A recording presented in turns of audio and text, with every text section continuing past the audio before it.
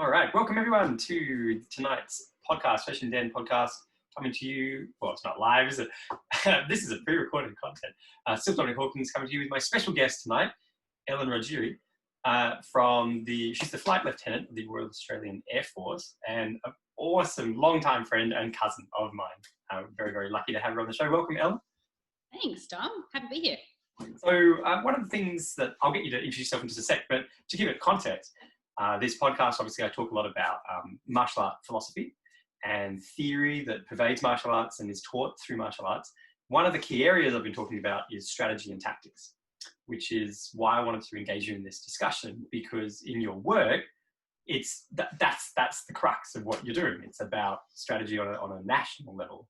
And so that's why I want to get you on the show for all the listeners at home who are like, oh, she's not a martial artist. Why is she? It's like super cool person to talk to. So do you want to give us a little bit of a brief introduction to yourself? Obviously, I just mentioned you work with the Royal Australian Air Force, but a bit of a background as well. For sure. So I grew up in South Australia with my mum and dad and 6 brothers and sisters. It's big.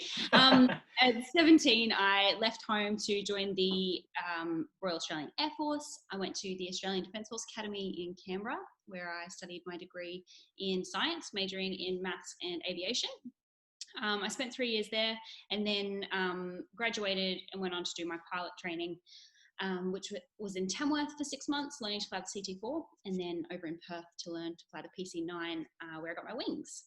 So that was the middle of 2015, and then I got posted to number 2 Squadron, which is at RAAF Base Williamtown, just north of Newcastle. And yeah, flew the E7A Wedgetail, which is a modified 737 with a radar on top. It's the most Australian Air Force the most Australian aircraft that we have, because it looks like it's carrying a surfboard, so it's great. So that was pretty cool. Spent 3.5 years flying that, and then posted down to 32 Squadron at RAAF Base East Sale, about 3 hours east of Melbourne. Learnt to fly the King Air there and was with them for about a year, and then went on to Officers Training School, which is where I am now a directing staff. And in the air power module, so teaching the new officer trainees that enter into the Air Force all about air power. Wow, I didn't even know some of those things myself. That's cool. I like that you comment about it's the most Australian aircraft that you could imagine. I can picture a Boeing 747? 737. 737 with a massive radar, effectively attached to the piece. So go back to one of the things, like when you first just said that you were 17, you left home to join the Air Force. Correct me if I'm wrong. My memory, that was because you initially got interested in recreational flying, and your ultimate interest was actually in that experience of flight and being a pilot and microlights and starting off in that area. At what point did you decide to head to Canberra to do the study? Was it a like, I've gone as far as I can go in the field I want to, and now this is the next step, or were there other factors? So it's actually a little bit funny because it kind of happened by accident. So I was in year 10, wasn't sure what I wanted to do. And then I had this really great teacher who was really supportive, and he was like, look, Ellen, I've had this scholarship come up and I thought of you. Is there any chance you want to give it a go? And I was like, okay, sure. And so I applied for this scholarship, and the scholarship was for a year of free flying at the local soaring club on a little Jabiru. So a little single engine, 2-seater, ultralight, like tiny little aircraft. But yeah, I managed to get the scholarship and started flying there. So I went through, my solo, my navigation, my passenger rating, all that sort of stuff, which was really cool. And I just loved it. I just loved being up there in the air. It sounds bad, but like looking down at all the little people. I feel that way in my ivory tower all the time. But I just loved the feeling of being up there. And then I was progressing on to year 11 and 12, and I was like, I would really love to do this for the rest of my life, if possible. How I'm going to do that. So I was obviously looking at different options, and I don't come from money. So I knew that I was going to have to fund my own classes. Yeah. Which is fine, like, that's the good way to do it, right? So I looked into uni. That was an option. Managed to get into uni, but then was looking at the Defence Force at the same time. That also happened by accident.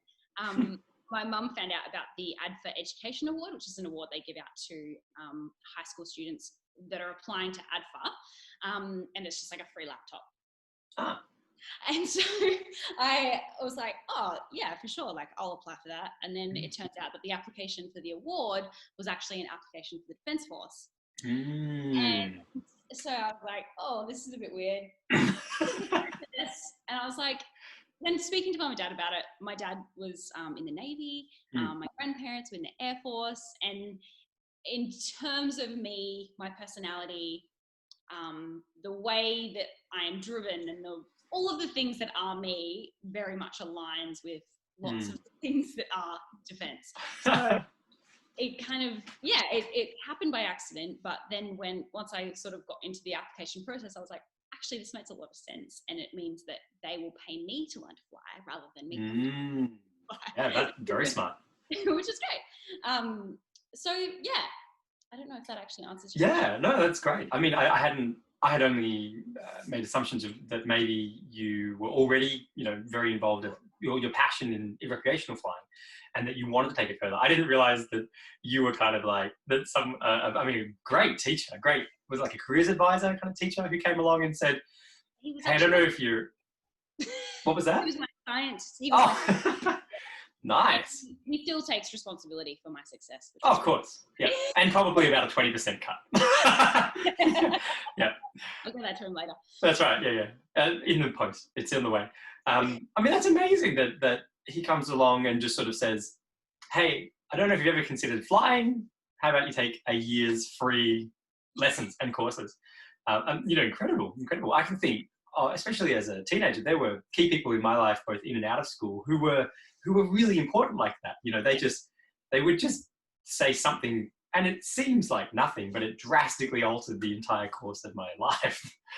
Absolutely. Yeah. But, the positive, the pros and cons, but A little bit column A, a little bit column B. But... Yeah, column A of AB, I call it. It's funny as well, because I thought that I had this really original thought when I was contemplating whether I was going to fly or not, or whether that was an avenue for me. But my dad tells me that apparently I was going to be a pilot from when I was very young, and I was sitting on the couch watching documentaries on aviation with him, and I was like, I have no recollection of this. Yeah. I thought this was my idea now as a young adult. Yeah. You can't tell me what to do. I'm going to go and do the thing I talked about 20 years ago. Exactly.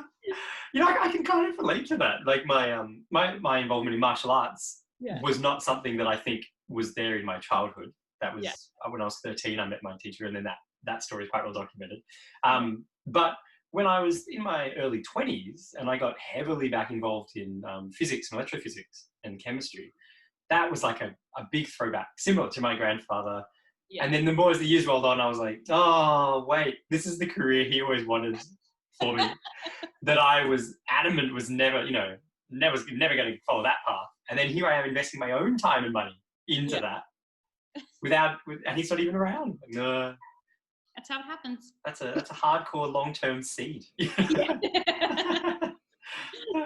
So what I do, I will get into the crux of the topic for the podcast tonight, which is around strategy and tactics. So, we talked a little bit off air just before. I like that term because it pretends like it's actual radio. That in martial arts, or at least from the Japanese jiu-jitsu perspective, and my personal experience the last 20 years, has been that the presentation of martial arts is really just a vehicle. It's just a front for numerous very core principles of development, and that it uses physical teaching and methods of physical study, which might be under the guise of self-defense. And sure, on one level, on a surface level, it can be applied directly as that. But on a far deeper level, the physical practice actually informs you and teaches you about concepts, life concepts, certain gems of wisdom. And then you can look through, and there's people over the last couple of hundred years in martial arts and jiu-jitsu, especially who have left books and memoirs and notes, and so they've kind of littered the path. It's not just, okay, good luck, hope that you work it out. There are little signposts along the way. One of the things I wanted to talk to you about, though, was because your perspective on strategy and tactics, as a fellow strategist and tactician, yeah, that's right, fancy terms. Your perspective is from a very different world from mine. And one of the things we commented on was about how in martial arts, my feeling was that it's taught from the ground up. It's very independent. It's like, okay, for the individual, the strategy for the individual, the tactics that the individual takes towards those outcomes. From your perspective in the defence force, and I'm only making my assumption, and I'll get you to comment on it, is that it would be from a different perspective, from the top down, like, okay, you guys are coming in as individuals into an already established strategic plan, or a strategic principle, and that you're kind of being brought in at that level. So is that kind of, am I in the right direction? Yeah, no, definitely. It's pretty much flipped on its head, I guess. We, from the day that we step foot in whatever training institution that we enter into, we are trained and taught and are constantly being reminded of the greater strategy that we are there to, I guess, see the effect of, right? Yeah. We are there to provide the Australian government and Australia a way of protecting our way of life and protecting the strategic interests that we have as a nation. And we are the military arm of government that allows that to happen. Yeah. And so even though each individual person has to be trained individually, we are collectively trained to achieve that end state from day dot.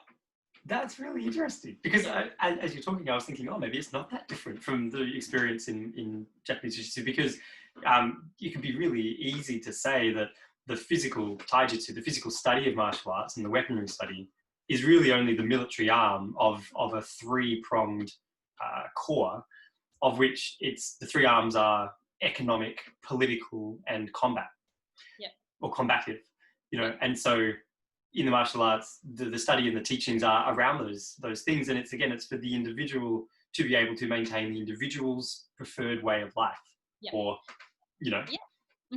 And from a national strategy perspective, we look at DIME, so diplomatic, information, military, and economic, and those are our four arms of national power that we can use to achieve our strategic interests, strategic objectives.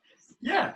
I didn't realize how closely aligned those, maybe not the methods or the way that the framework that they play out in the context, but overall what it is that the strategy is for.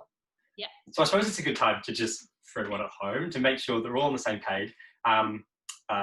Maybe you and I could clarify what it is that we actually consider the term strategy and tactics to be reflective of. And we'll find out if yours is similar to mine or not. And since you're the officially trained one on a larger level, we'll default with yours.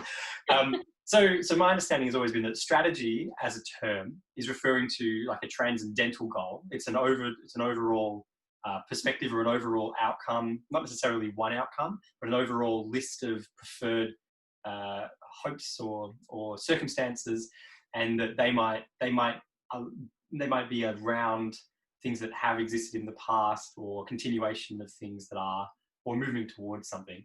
But the tactics are the day-to-day methodology of how you actually achieve those outcomes, those strategies. And so the tactics, as a really simple example, an overarching strategy in Japanese jiu-jitsu might be personal safety. It's a very broad stroke. And the tactics, one of the tactics could be the study of physical taijutsu. And another tactic could easily be the study of economic and geopolitical changes to allow the individual to see what's going on financially, and they can better prepare, or in terms of politically, and they can prepare for social trend changes, things like that. Do you have your own Do you have like a book, textbook kind of perspective? No, very similar, very, very similar. I definitely like the strategy is that overarching goal, that overarching thing, the objective that you want to achieve. And I sort of simplified it a little bit, and it's not completely this, but mostly it is. It's the why. Yes. Right? Talk about Australia's strategic interests. We're talking about the why. So we're talking about a secure Australia, a secure Indo-Pacific region. That is what we are trying to achieve. That is our strategic interest.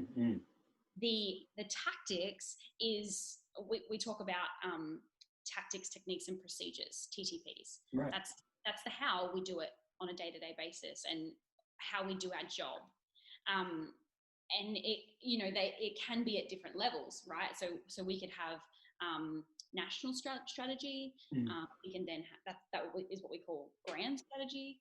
We can then have military strategy, which is the highest level of planning that goes on, and then we could have operational strategy, which is the lower level down. It's more that application sort of stuff, and then we can have tactical strategy, which is the nitty gritty of how we actually get in there.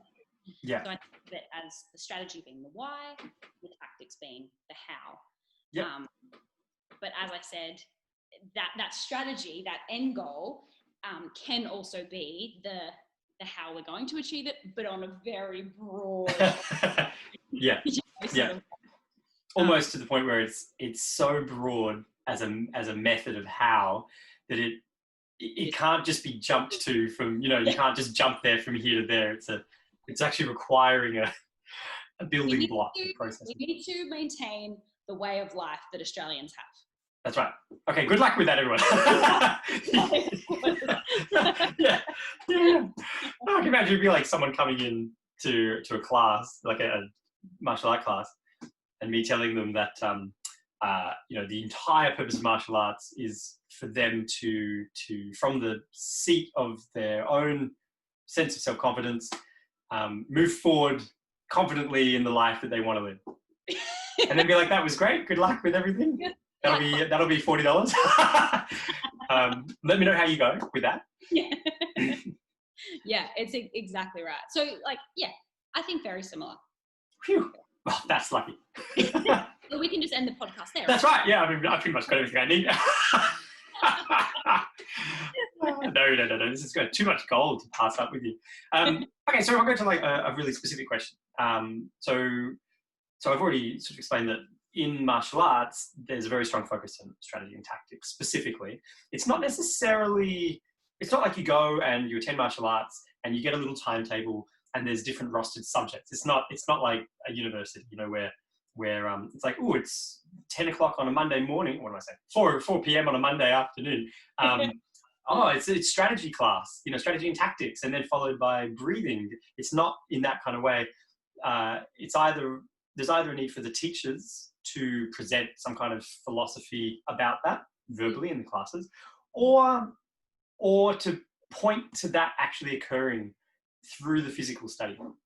So the physical study kind of it does things, especially in our art in Hoshinden, where it will prompt a mental perspective of relationship. And so the questions aren't, okay, how do you destroy this person? The question is like, what would actually be the most advantageous response to that under these circumstances in that context? And that's why there's a range of different answers to that question, and they all just have better or worse consequences. There isn't one that's like the correct answer. If it was that simple, it would be like there'd only be one martial arts style. Yeah. There wouldn't be other options. So for martial arts, it's that kind of idea that it's taught almost through the physical study. Yep. But at some point, it doesn't require it, but it's useful if there's a teacher or someone there who's ahead in the path to just point out, like, hey, have you noticed that your interpersonal relationships are getting better? Yeah. And yet you never studied psychotherapy, Yeah. And I'm not advocating that they have suddenly become psychotherapists. I'm saying that they are able to, from their own right, they're able to kind of start to make adjustments of advantageous, less advantageous in their personal lives from things that they've studied in a different context. So if, from your experience, do you think that that same kind of process can occur from a national perspective, where you attend the defence, like you're a member of the Defence Force, you're studying strategy and tactics from the top down. Do you think that that still occurs, that ultimately these things kind of rub off on a personal character level? It's really interesting because we do have set lessons. Right, yeah. So once we get to, our training academy, whether it's ADFA or OTS, where I work now, or recruit school, or, wherever it is, you will have your timetable, and one of your lessons will be Australian strategic guidance. That's one of the lessons that I teach at OTS. And so it's very much directed. This is what we're here to do. This is the reason why we exist. But the reason why we teach it that way is that so then our students have this foundational level of understanding of the overarching. I'm going to get my metaphors mixed up. But it's so they have that foundational understanding of the why we're here and what we're trying to achieve, so that then they can build the rest of their training on top of it. And, if you think about the relationship between a martial arts and the Defence Force, I would say probably the closest alignment would be with drill and ceremonial. And, that's our marching and our drill movements that we do. The reason why we do that is, one, for parade, so that we can have celebratory or commemorative events, but also to instill discipline. And I would say that's probably very similar to the physical workings of martial arts, right? Yeah, definitely. And so we give them this why and foundational understanding, so that then the rest of their training builds off of that. And in air power, for example, we might then go on to talk about air power doctrine, or air power understanding. And now that they have this base level of understanding of like, we're there to protect the country, we're there to protect Australia's national interests and intervene where required, we can then build on that and say, in order to do that, this is how we would do it, or this is the framework in which we would use to then employ our tactics to create that effect. So it is different. It is different because we explicitly say this is why. So that then we can build on it and say this is the how, and we can feed in the rest of the training that we need to give them as a member of the Defence Force. And then building on that from my original question, do you feel that, do you see this with your students and with yourself, that process, it also develops an understanding of strategy and tactics on an individual level? I mean, have you seen that in your life? Like with your interpersonal dealings with other humans, with difficulties, with conflict? Yeah, definitely. I think from the trainee's perspective, so the people that I instruct and myself as a trainee back 10 years ago, definitely, because you're taking on all of this knowledge and all of these changes. It's a complete change in lifestyle. Much like what you're saying, your students, with these changes in their personal relationships and how it feeds into every aspect of their life. You talk to any person in defence, and in Defence Force is a choice of lifestyle, and that comes from, one, the discipline that is instilled in you from day dot, but also the change in expectation of you. Yes. And the responsibility that is on you, and so that changes you as a person. It changes the way that you interact. I think I told you a story a couple of weeks back. Like the first time I went home after joining the Defence Force, my brothers were just running amok. Or maybe they weren't running amok. Maybe they just weren't doing what they were told by my mum. Oh, so maybe they were just acting the way they had always acted, but from a different perspective, And I flipped out. What are you doing? Like, listen to your mother. Like, how dare you? Yeah. And it was, I couldn't stand the lack of order and the lack of obedience and Yeah. discipline that had been so like jammed down my throat in the last months, years that I have been in defense. So yeah, it changes you as a person. And even though I think that I was quite well aligned to the way of life and to defense, it still changed me, I think, for the better. My brother's free. I think it does. It feeds into every aspect of your life. And I think the other thing is, being a member of defense, you inherit a family.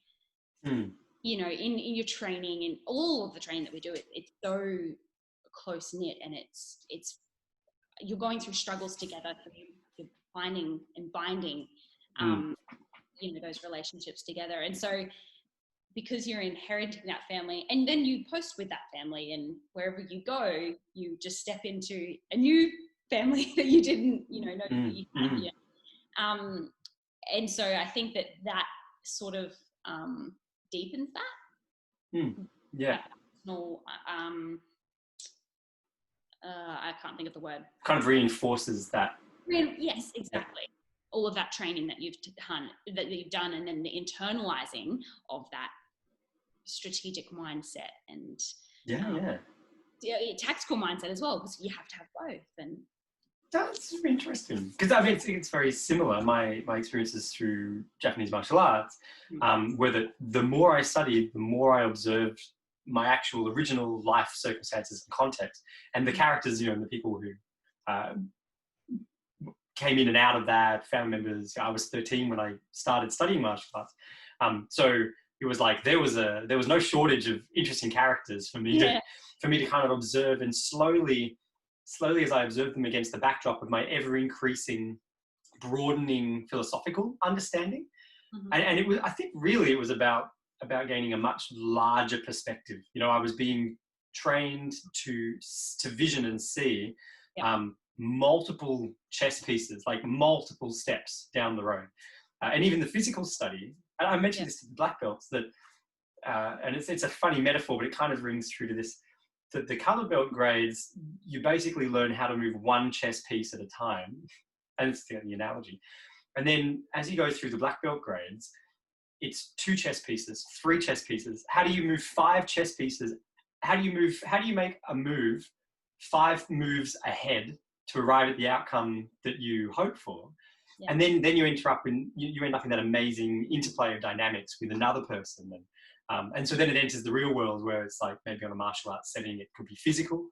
How are you actually moving in a way that, and this is just a bad example, when you first study martial arts, a lot of things are presented in static motions, so it's like, okay, now we block, now we strike, now we step, now we move, and that can be very good for framing, okay, just this, to create a form around that. But eventually, if you're going to have any hope in being a fluid, dynamic, moving individual that can keep up with the tide, you have to start mashing them together, so that the step you take to defend yourself is the step that is offensive. Yes. And that block doesn't become a block as much as it becomes a pivoting into a more advantageous position that provides more opportunities. And so what I found is, again, the more I studied that physically, the more I look back at my life, and I realized my negotiation skills were increasing with others, and with work, so I run a full-time martial arts school, but I also run a computer company, and my ability to negotiate contracts and conflict with CEOs of companies started really picking up, and I started to realize that this was all the same. I could treat these as if they were, so maybe I had a conflict with a work colleague. I could treat that as if it was, okay, I understand what the strategy is. I understand what my long-term goal is. Maybe it's just working productively towards the outcome of this, the achievement of this particular goal. And it might or might not even include that I ultimately want to have a friendship with that person. Like, that might be irrelevant. It might just be about achieving certain outcomes as colleagues, not as friends. And then the tactics are like, what are the character traits of that individual?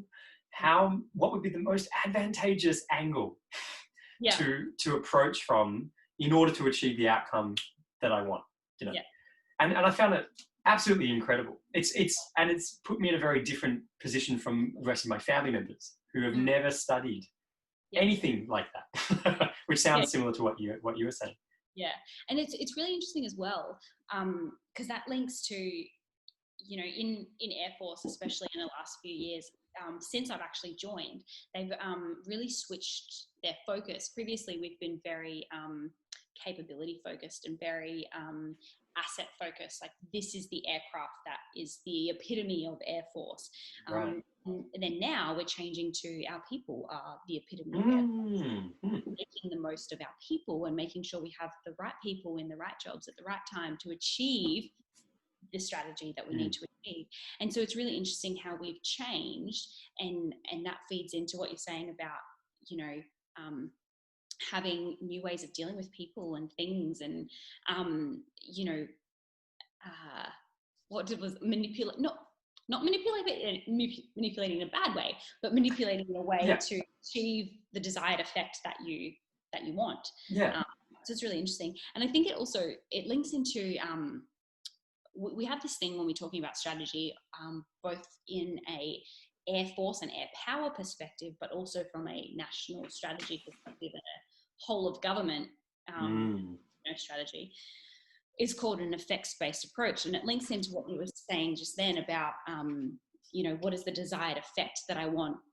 You may not even be thinking about the effect that you want, and the effect you want is a friendship or something like that. Yes. In the way that we strategize in Air Force and in defense, we are always thinking about the effect. So we start with the effect and then we figure out the how. Rather than being like, oh, we've come up with this problem, or we've come up against this problem. Yeah. How are we going to find our way around it to the next problem, and then how do we find it? That's how we do it. We say, okay, what do we want to achieve? Okay, we want to disable this cell, or we want to disable this building or this communications tower. And then we work back, like, okay, so what does disable equal here? Right. Yeah. What would the condition of that achievement look like? Exactly. What is the effect that we want to create, and then we figure out how. Because if we do that, we can minimize, you know, the damage, or we can minimize collateral damage, or whatever it is that we're trying to minimize at the time. We can minimize all that to create the effect, and we can do it in the most efficient and effective way. And it also stops us from, you know, coming up with, oh, we've got this asset that can do this great thing. Where can we make it do this great thing? Yes. Yeah.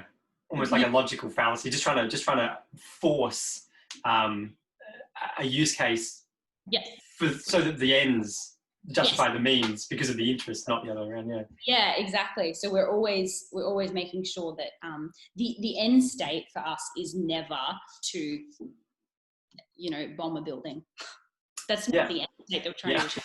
The end state that we're trying to achieve is stabilizing the country that we're in. You heard it here first, everyone. But it's similar, because I think that martial art, so as someone who's been involved in martial arts for the last 2 decades, I've seen a big shift in the public approach to martial arts. And that's because of things like UFC, BJJ, around a lot of Krav Maga, like Israeli knife fighting and combat fighting. A lot of these arts that are very combative arts, they've taken the front stage. And so what I do is hugely unpopular now, you know, and it was super popular in the 80s, and it'll be popular again in like 20 years. But for now, it's like, oh God, who'd want to study, you know, a whole overview of life philosophy? Screw that. I can go and beat the crap out of the guy. So what that's done is that's altered the perspective from the public to a different, what I consider is a very shallow understanding of martial arts. You know, it's like either everything's karate, people turn up and they just want karate lessons. And I say, that's great. We're not a karate school. It's like they've got a mindset of that. This is what martial arts is. This is what martial art looks like. It's what I saw on TV. This is what I hear on, you know, media. And these are the things that I want, especially around discipline. That's super interesting. Mm. The difference between when someone, let's say like a parent, brings their wayward teenager into a class and basically says to me, this is, they don't say this in words, but this is what I paraphrase from them. They say, we give up. Can you fix them? Yeah, that's basically, yeah. It'd be really great if in 3 years from now they're not in prison. Would you be able to do something about that? And I say, for just 2 easy payments of money. But we use words that are similar, but we're talking on different levels. And something you just said then got me thinking, because I can imagine that the public's perspective of what you do and what the Defence Force does is very, very different from what you actually do. And to say the public perspective of what it is that happens in a martial art dojo, or why people would study martial arts, or even the type of people who are attracted to martial arts, that is almost the antithesis of the reality of what actually occurs. Some of the most loving, gentle people that I've ever had the pleasure of knowing well have all been very high level martial artists. Yeah. But it's funny because that doesn't translate through a flyer, or through some media coverage. Do you find that, as in the Defence Force, like what you just said, it's about, we have our goals, and our goals are almost very egalitarian. It's like we're here to assist you guys being able to continue the life that you are currently enjoying. Yeah. And you might even never know that we've contributed in that particular way. It's really interesting, I think, because we are in the public eye constantly, and we can't get away from that. And quite often with our trainees, we'll say something to them like, this is what we expect of you, or this is what the public expects of you. And they say, well, ma'am, that's not fair. It's not fair for them to hold to a different standard. The reality is that, yes, it is fair, because we are expected to uphold the society that they live under and that we all live under. So we're expected to uphold that. So if we are not held to a higher standard, then that society that we are there to uphold, how can we justify upholding it? How can we be justified in ourselves and being the person in that position to uphold it and to maintain it? We're not the police, right? We're not going under martial law or anything like that, right?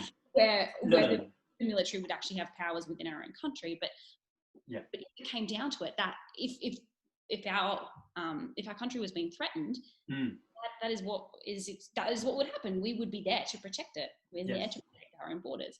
And so it's very interesting, because that is the public.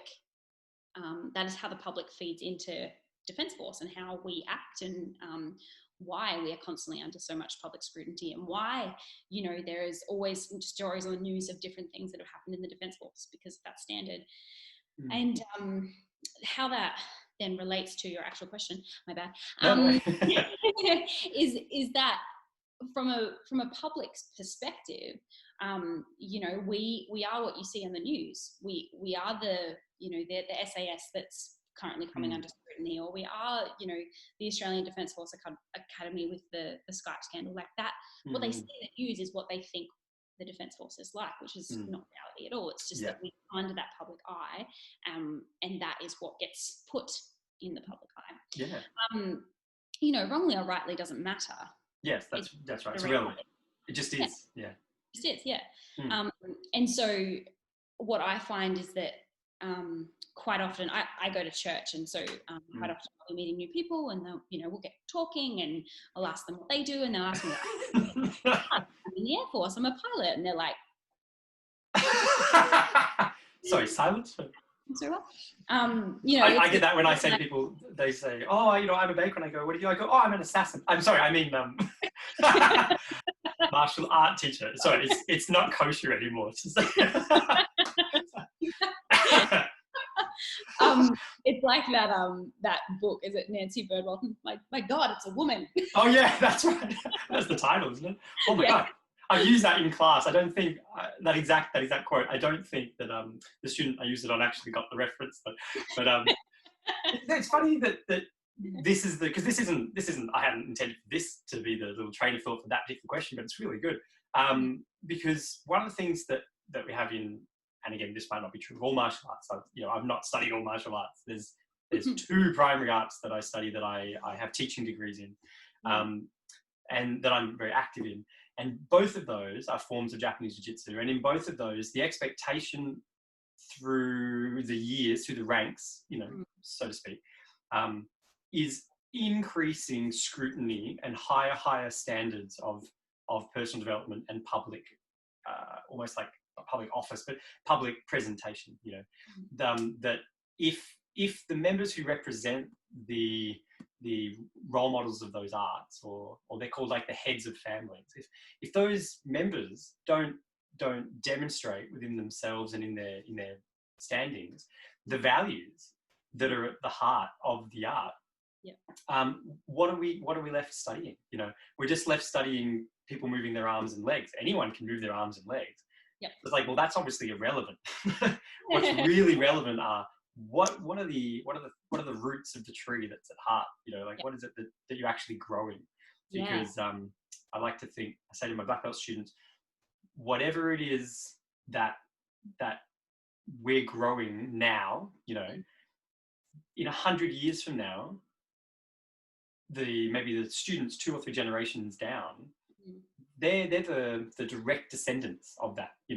Like, I have to keep that in mind when I'm engaging with my students, that no one really cares what I can do as a martial artist. Like, that's only of value to me, or if I'm out with my family and as a martial artist, that has benefit because I can protect us or whatever, that's only a benefit then. But if I'm out in front of 100 people teaching, well, my benefit is, what can I assist them to achieve? What is it that I can help them to arrive at in their study? And hopefully in that process, some seeds of why would I waste my whole life to teach the continuation of a particular stream of thought? So it's like that question, why would the Defence Force exist? Why would the money and the resources be put to just waste time defending the lifestyle of the Australian people? It's like, well, obviously it's because there's something of value there worth continuing, So at OTS, it's actually really interesting. So the way that people fail at OTS, like, obviously we have assessments that they have to pass and stuff, but essentially they can be given extra chances to get through those assessments. The way that people don't get through OTS is by not aligning with the values. Of course. Yeah, I mean, no one who ends up in the top levels of martial arts can get there without, at some point, aligning themselves with the values of the art. Yeah, exactly. And so we've actually just recently moved to a combined defence values. Previously, we had the Army values and the Navy values and the Air Force values, and that's what we would train to. And we just changed, like, within the last month, to a group of set values, which makes total sense. I was going to say, yeah. Like, we're all moving forward to the same goal, so it makes sense that we follow values. Yeah, and so if we don't have people that if we have people that we're training that do not align with those, we get rid of them. Because we can't use them, because if they won't align with those values, then they're not going to get past the rank of flying or flight lieutenant, because it's not going to be seen in them by their superiors. And then, as you said, very similarly, if our senior most officials come under scrutiny for not aligning with the values, it is looked on very badly, and it has huge effects huge consequences for their career and also for the Defence Force and the public eye, because it's so important. And it comes back to what I was saying before about being above the standard of what we're trying to sustain. Absolutely. We have to hold those values, and we should be held to a higher standard than the people that we are there to support. And it also feeds into what you're talking about, like, about the future. Yes. And future thinking. Now in the military, like, the amount of development that's happened from a technological must be massive. like you look at 100 years ago and the changes that happened in that 10 years versus the change that have happened in the last 10 years with, UAVs or cyber or whatever it is that you're talking about. It's just amazing. And so what we have to be thinking about now as a instructing staff, and also myself, the people that we're training are going to be the leaders of our future. And so if we're not aligning them to those values, if we're not giving them that strategic understanding and we're not linking it all together and giving them that discipline, then we're not setting our own organization up for success. Yeah. That's where maybe it won't be an officer training school person that's the CAF or the Chief of Air Force, but it might be Australian Defence Force Academy, that is the CAF. But it's all the end goal, right? That we're because imagine that, like, although maybe it's not explicitly stated, I could assume it's the same in my dojo. One of the overarching goals is the continuation of the framework. And so the very idea of contorting that in ways that were going to strip out the actual bedrock of values and moral structure, I'm like, well, that would only destroy the framework in one generation or two. Yeah.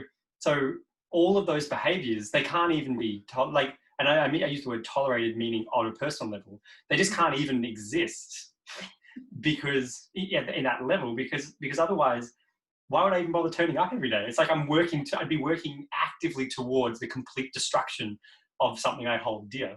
Yeah, exactly. Which doesn't, I'm like, what's the point of that? And the irony then of teaching strategy towards the ending of the teaching of strategy would be quite ironic.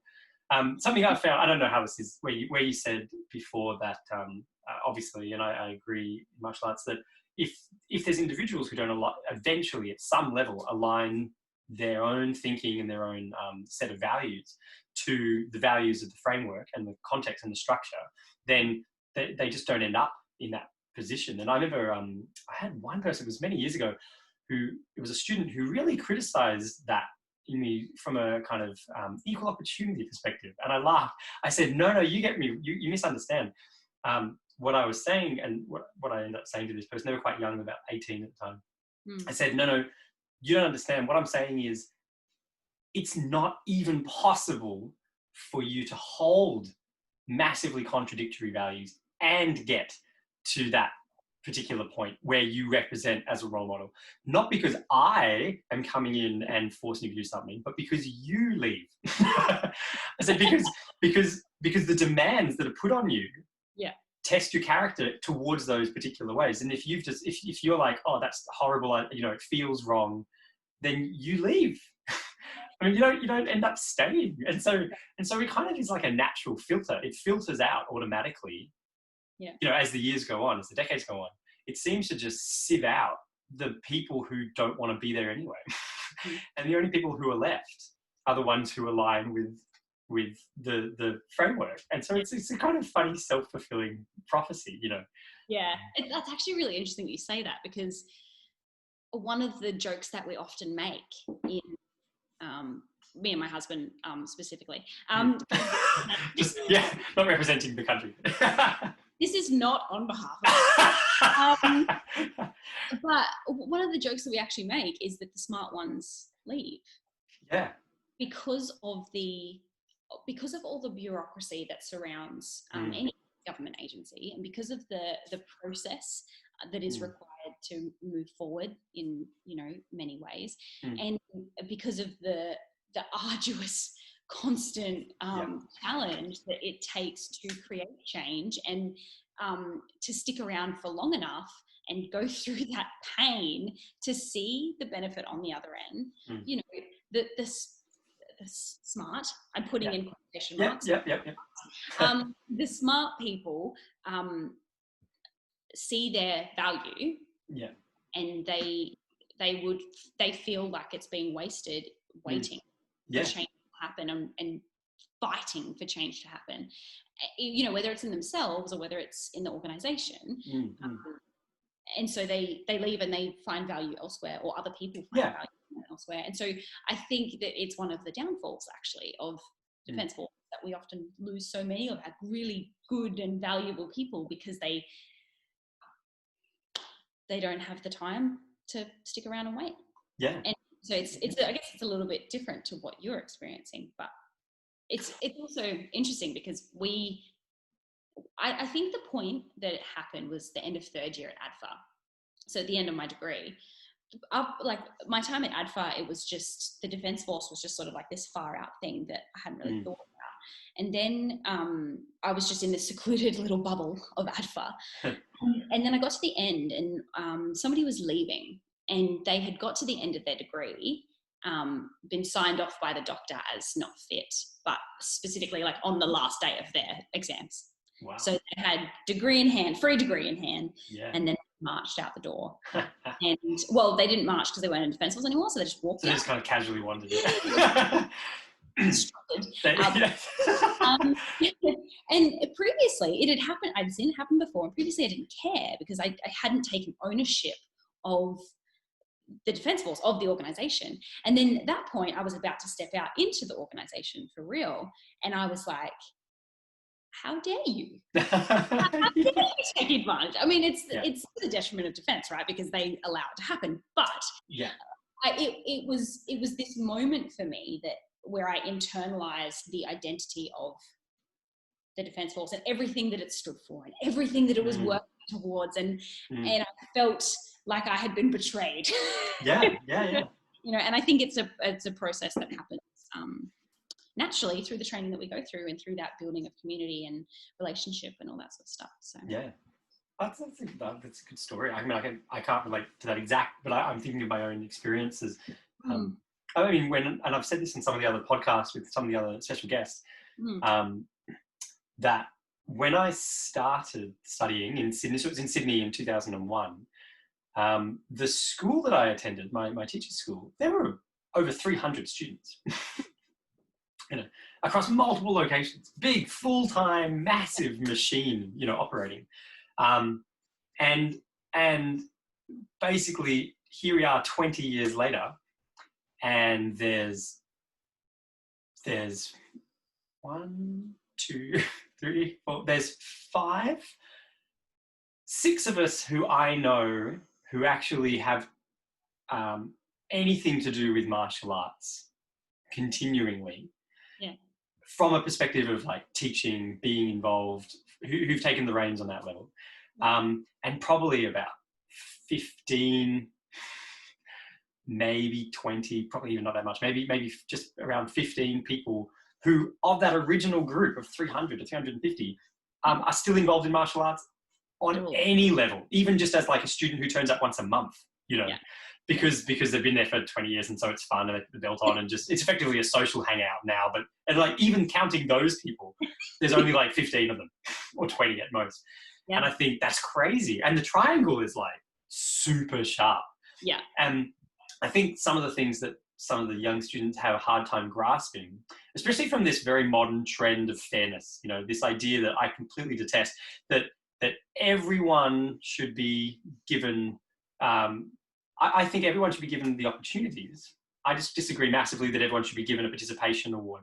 You know, that it both cheapens the respect that they know that they didn't deserve that. It cheapens their respect of the teacher and the presenter, and it cheapens the hard work of the other individuals who actually put the time and effort in. You know, it's the difference between equal opportunity and equal outcome. Absolutely. Equal opportunity? Absolutely. I mean, every society in the world should strive towards equal opportunity. Equal outcome? Disaster. Kill us all.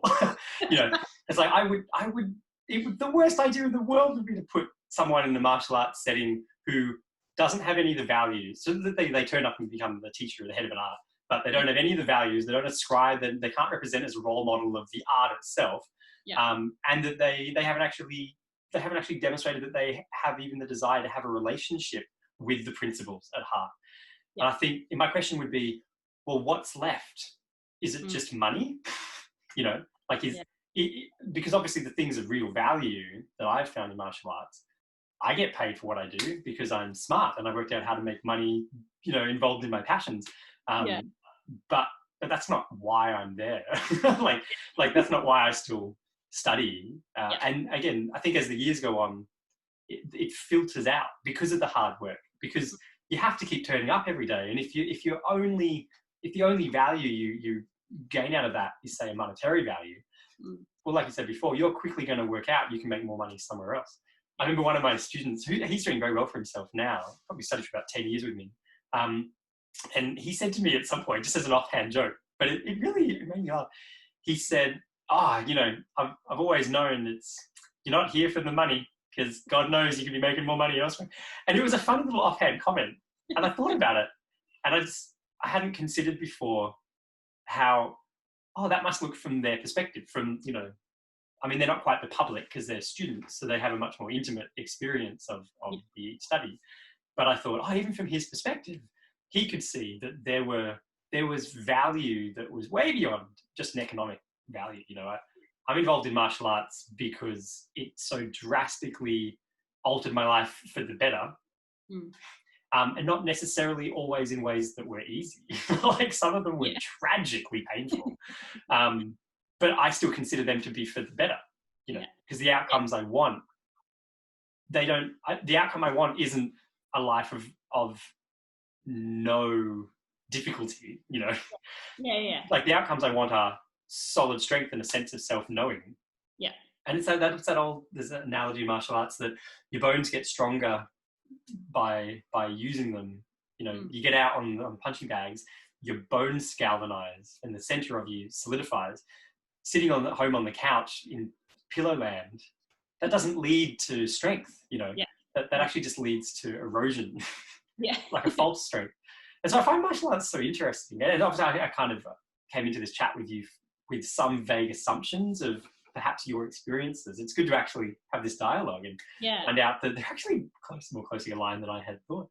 So I just wanted to, it's really interesting that you say that, because that's a really good way to think of what I was talking about before with the people leaving, the in quotation smart people. Like, you're right, because the people that stick around are the people that,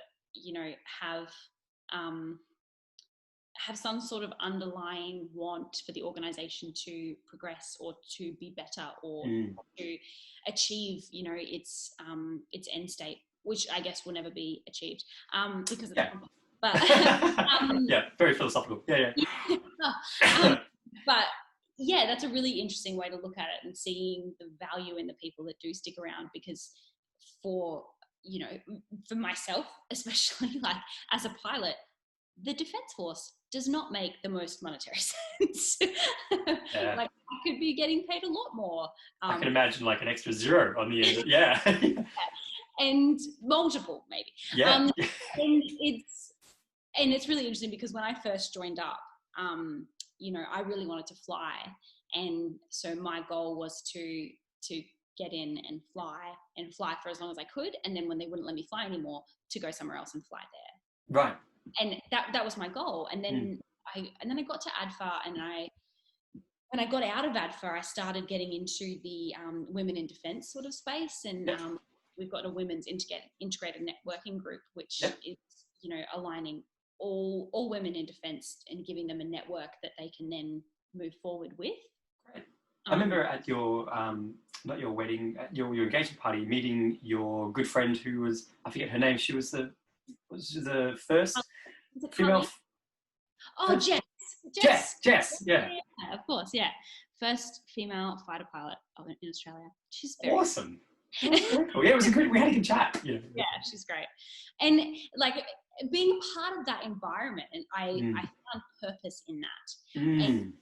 But I also realized, I guess, the problems with the system, and I got this really deep desire to make it better for myself, but also for the people coming behind me, because I didn't have a particularly easy time at ADFA, and I didn't have a particularly easy time on pilot's course. It's not supposed to be easy. It's supposed to be hard. I know what you mean by easy, though. Unnecessarily. Yeah, exactly. And it shouldn't be like that. And I don't want it to be like that for people to come behind me. And so that's when I sort of shifted my focus to being in the organisation for the long term and I have no intention to leave. I'm not saying that I won't leave, but at the moment I don't have any intention to leave because I want to stay in the organisation to help it grow and to help it develop in ways. So, which I imagine you can only do from the inside out. Like you can't really instigate deep value-based change anywhere from the outside. Like you can't bomb people into love. You have to get out and you have to get into that. I mean, it's an ironic analogy to you. But same in the martial arts. There are key things that I experienced as a student that I thought, man, they kind of suck. I reckon that I could do that better. Yes. Or maybe better is not quite the right word. That I could make that more obvious. I could connect those dots for my students faster than they were connected for me, And then maybe there's an argument that I was just not the sharpest knife in the drawer, whatever. But hey, they're gone. I'm the only one who left. Like I said, all the smart ones left. They're all medical doctors now.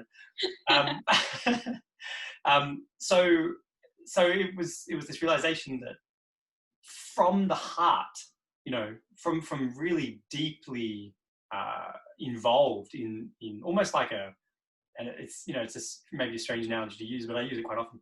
It's like the art has become a lover, and that I'm engaged in a relationship, a very constant daily relationship, and that it one that requires quite a degree of mutual respect and mutual disagreement. That I appreciate the art, and I am so grateful for where the framework has assisted me to grow as a person, and I can debate with the framework from a from like a highly intelligent expert perspective in it. Yeah. And maybe in 40 years more time, after I've been involved for 60 years, that'll only deepen more, But I love the position I get to hold, and having been involved for such a long time that it's like I can enter into that argument with the art itself. Yeah. And then maybe that changes how I present something, and that helps other people or whatever it might be, Yeah. It's interesting because I feel like I've started every response with "it's interesting." Can you edit that out? No, it's great. Plays into my, I'm quite junior, having only been in for 10 years, and 3 of those, stuck at, that one trainee rank. And so, but I see that the organisation is changing, and that we see more value now than what we did when I was a trainee of the trainees, and the intelligence that they bring, the insight that they bring, and the way of thinking that they bring. Because this generation of trainees is amazing. The stuff that they're across, and the amount of information they're able to absorb and synthesize, and then have intelligent conversation about, is amazing. And so it's really interesting to watch the organization change, and to slowly but still to change, to acknowledge that place they come from, because I think that they see that they are the future, and that the future is going to be developing a lot more rapidly than what the last recent history. And so we need to be grappling and really grasping the capability that they provide in that in-depth understanding and analysis sort of brain and stuff.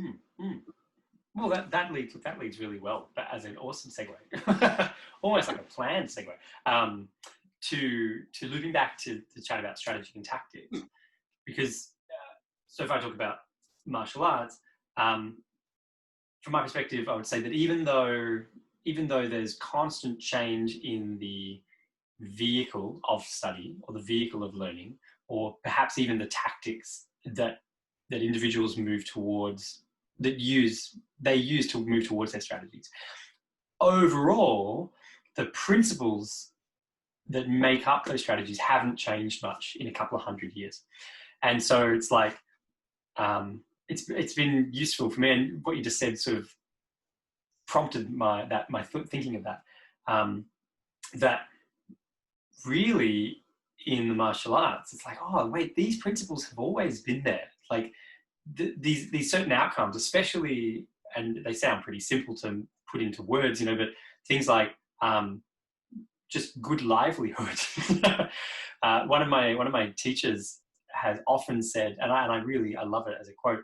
He says, "The goal isn't to win; the goal is not to lose." Yeah. And this idea that you pivot the tactics, as needed to keep moving towards the strategy.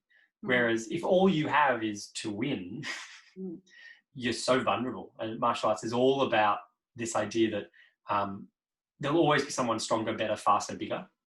Always. Like, it doesn't matter what you do. You could focus on just that for your whole life, and there'll still be someone who manages to out you in some tiny branch of that. So it's like, well, that's a lost cause. And we've worked that out over thousands of years. I think martial arts has worked out that's a lost cause. So if fair enough, if you want to be the guy, one of Jeet Kune Do, like Bruce Lee's famous concepts, he says, I don't fear the man who can do 10,000 things. I fear the man who does one thing 10,000 times.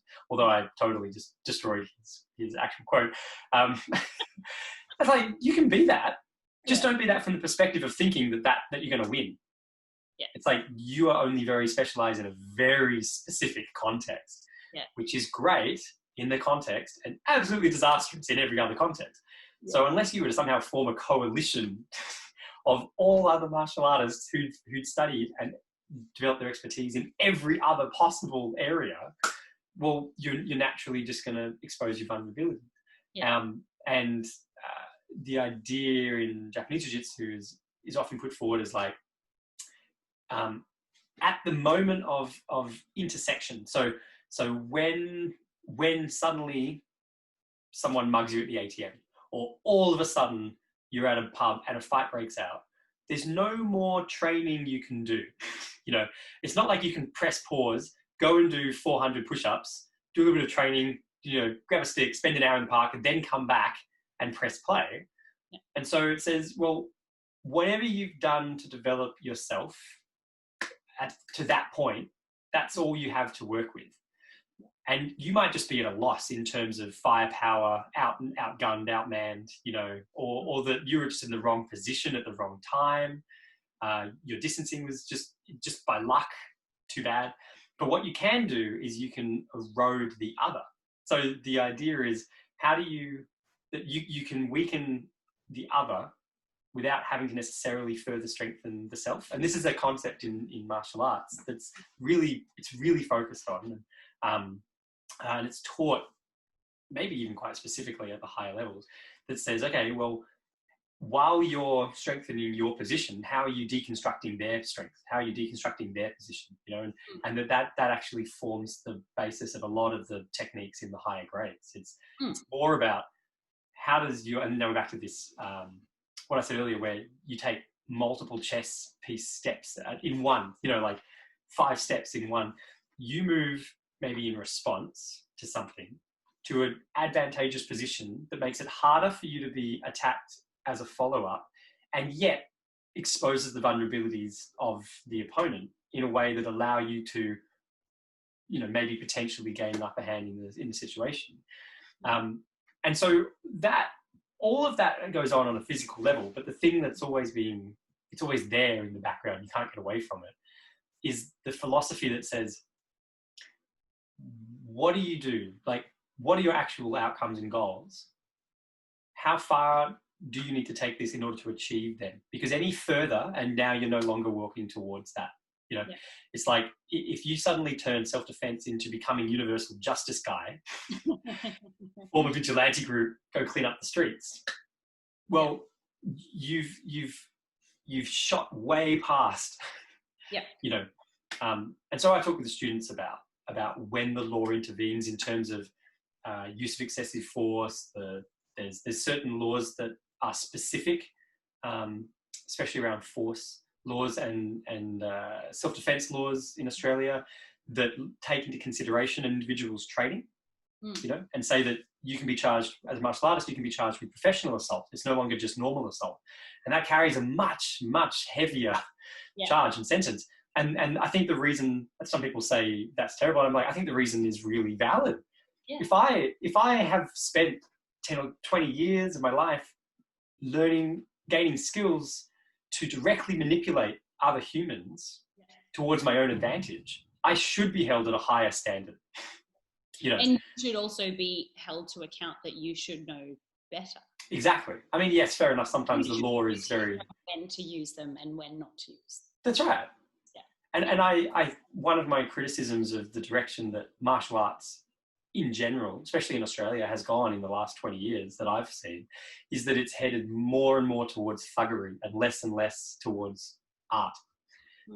And I think it's to the detriment of the individuals, because if they find themselves in a circumstance where they are at the ATM, they suddenly get, grabbed from behind, their potential to over-respond and to not have a background of philosophy to rein in their...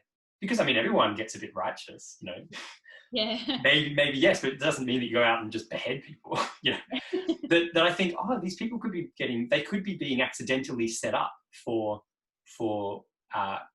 failure. A lot of failure. Prison terms, huge problems, in their life. Yeah, that's I wrote down so many notes just then because I was like, oh my gosh, links. So it's really interesting when you're talking about that, those underlying characteristics. I'm not sure if you've heard of Clausewitz. No. Like an original war theorist, and he wrote a book called On War. And I know that book. Right. Yeah. So one of the things that he wrote about was that the nature of war does not change. It looks different. He uses much more eloquent terms, but it changes. It looks different throughout the ages. You compare World War I to World War II to the Cold War to current. Like they're completely different. But the nature of them doesn't change. Yeah. And that's why we have these things called the principles of war. And it links perfectly into what you were just saying.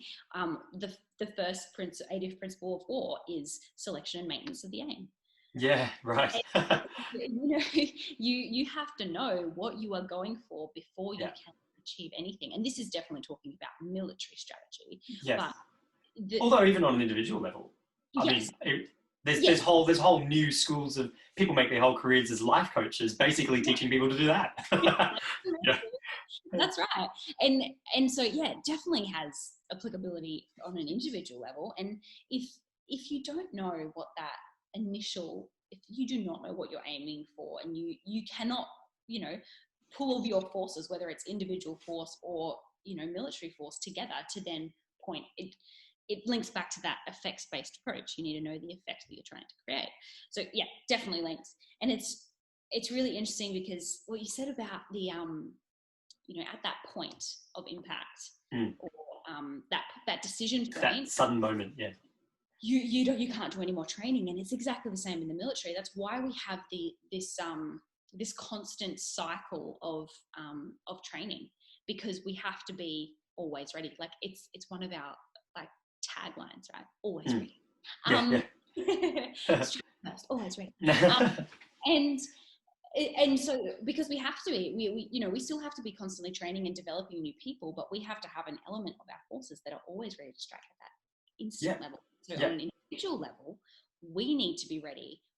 We have this thing called individual readiness, which is like all about our employability and, whether we can actually be deployed at any one point. We have that because at any point a war could kick off in, in the Pacific or in the Middle East has, and we have to be able to pick ourselves up and go to defend that, the greater good or the rules-based global order or whatever term you want to attach to it. It's about defending those values that we hold dear as a nation and then as a global society. I was going to say, before you jump on, because you just prompted a little idea, I'll keep it really short so you can go on to the other point. It got me thinking, one of the goals, one of the really, really broad goals, but it kind of exists, and it's misunderstood by a lot of people. It was presented to me by one of my teachers who passed away quite a few years ago, that he had said for him, he traveled around the world teaching martial arts because his goal was that each individual human would have the ability to live free of the fear of physical oppression. so that they could make choices towards the lifestyle that they wanted to engage, you know. And so I've often had that in my mind, being like, oh yeah, okay, this isn't about, say as a martial art teacher, it's not my job to decide for the students what their lives look like. I don't care. I'm busy with my own life. You know, I'm deciding what my life looks like.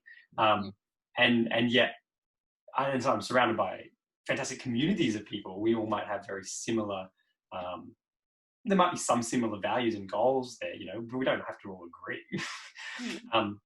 And so not to confuse kind of acceptance for tolerance or vice versa.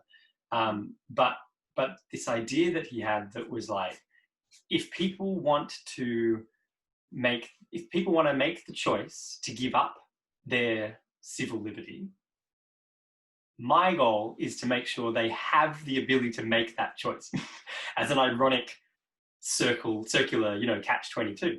Say martial arts. And one of the great like martial art concepts that is written about in books like Sun Tzu and like The Art of War, is this idea that well, it's not, I should just clarify, it's not specifically written there, it's my interpretation of the word, because someone will probably read this and be, or listen to this and be like, oh, I disagree. On what page? This idea that ultimately you can study for your entire life. You study, you know, become the greatest sword, bow, knife, ranger, archer, crossbow, gun, semi-automatic, cannon, flamethrower, you know, weapon aficionado. And yet, if what you wanted to do in the moment of conflict, and because it's on a very personal level, so we're talking about feudal battlefield. If you ride into battle as a samurai in feudal Japan, and you've decided that that's actually the day for you to die, or from there, like quite a very spiritual perspective of that, then you have the ability to simply not engage any of your study. And it travels down this phenomenal kind of very, very slippery, sliding slope of spiritual philosophy, where it sort of asks the question, why were you studying? Why were you involved? You know, what was it you wanted? Because if it was to win, well, then the motivation gives you away. Like the motivation that underpins all of your actions and every word that you speak as a martial artist will carry with it a taint of winning, you know. Whereas if your goal was to live well, that comes out, that's tainted. Every word that you say is tainted by your underlying motivator, which is to live well. And so other people, and I think that though we might not see it, day to day we construct the world around us because of those underlying motivators. And what I see, especially in martial arts, is that a lot of people get lost on the public presentation. You know, they think that the other people only see what they are presenting. And I think it's a shame, because all that people see is the ugliness of the intent. People, you know, we think that we put on such a fancy face. That quote from the Prophet from the 1927 book, it says, you know, we hide, but really we only hide our beauty. Our ugliness still shines behind the mask. It's like, oh yeah. So back talking about the people who are involved, I think it's really great that, I don't know if this is just the way it worked out naturally, or if someone brilliant, you know, 2,000 years ago worked this out and established a framework for that. I don't know. But the fact that you just can't arrive at the position of having the power to manipulate the world in those ways without also having to really dig deep and keep a constant review of what is it that I'm motivated by, you know. And this links to what I was going to say next in a very, very far out way. Yes. But so if you're constantly having that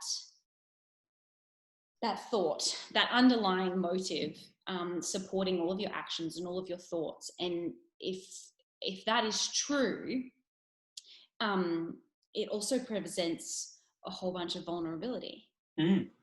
Because if everything that you are saying and doing is showing that, then it opens you up to this sense of vulnerability, that if everybody can see what your underlying motive or goal is, then they can see what they can use to manipulate or to attack, whatever. Yeah.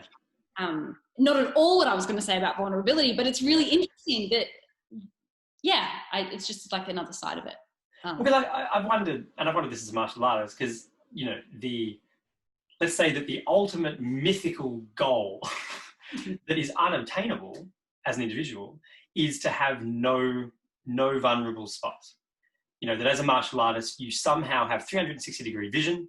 You can defend yourself with 14 arms and 24 legs.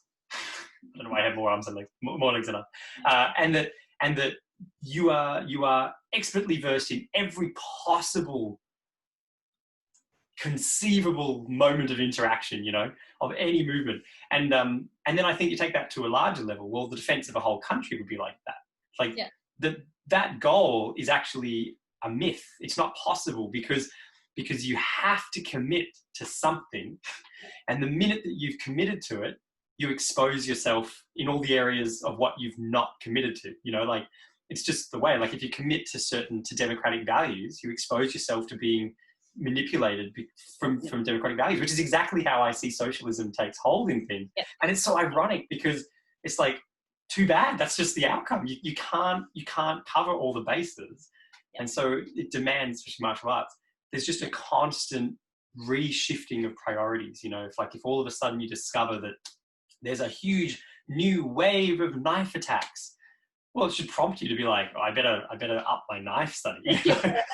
Yeah, maybe. I'm lucky that I wasn't the first one, But that it kind of shifts. But by doing that, it means that you drop something else, And if all of a sudden Genghis Khan rides in on horseback and you're like, oh, damn, I haven't studied horseback.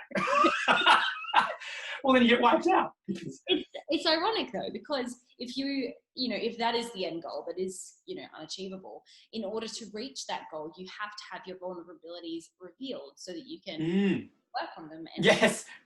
Well said. But but then from a military perspective, absolutely, you're right. We have to commit to something to be able to achieve anything.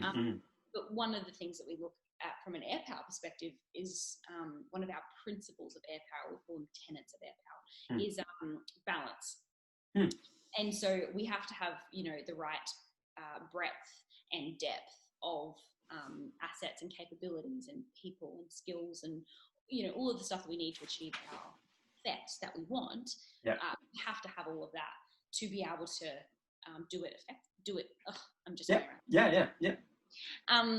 and whether that means we have to have a radar aircraft and we have to have strike aircraft and we have to have refueling aircraft, or that's a very specific example, but we have to have all of those types of aircraft, and then we have to have enough of them to make sure that we can legitimately create that for a sustained period or whatever that period is.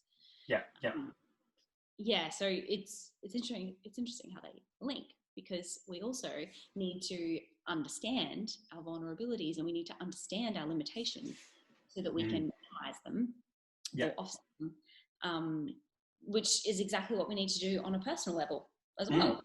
We need to have that self-mastery to understand ourselves and understand our interactions and our environment to be able to, interact in the ways to get what we want, or to achieve our goals, or to have the nous or the understanding in ourselves to know that we can't achieve that goal for this reason, or I want that goal for this reason, and, all that stuff. It's humbling, intrinsically linked. Definitely. It's funny that we're talking about this experience, this relationship between martial arts and military. Martial arts, from my perspective, and I'm just putting this out there, it might be wrong, that martial arts is focused on like the grassroots individual, and military is the application of that towards of the state, or of the country. But it's really the same branches of the same thing, and it's just that it's applied to different micro or macro applications of that. There's a quote and it kind of ties these together. I've never considered this before in how it actually ties these together. There's a well, it's not a famous quote. It's a great quote from a book. Are you about to quote yourself? No, although that would be really great. It's this brilliant quote by this incredibly devilishly sexy man, who once said, no, it's a really good quote, and it's a line from a book. It's an Aikido book called The Dynamic Sphere. Really good book. If there's any martial artists listening, like, I'm not an Aikidenka. I don't study Aikido, but this book is brilliant. It's all about the three-dimensional reality of movement and the dynamics of movement and interacting with another human being in three-dimensional space. And it's a hell of incredible thick book. At the back, there's a section where the author is responding to some funny questions, and they're pretty funny, like beginners asking questions. One of the things he responds to is a beginner who says, I can't remember the author's name. He says, do you think that Aikido is the ultimate martial art? And then we're back to this question that's like, is it possible for me to not have any vulnerability? And his response, and I remember just having a moment of wonder and awe when I read this. His response was, no, thermonuclear warfare is the world's ultimate martial art. It was like assured destruction. Yeah. And I was like, oh my God, that's so true. And he answered the question in a way that I thought, answered the question at the level it was being asked, and posed an answer to a question that wasn't even being framed, that maybe the individual student didn't even realize that they were asking. And namely that being that the context of martial arts, that's not possible.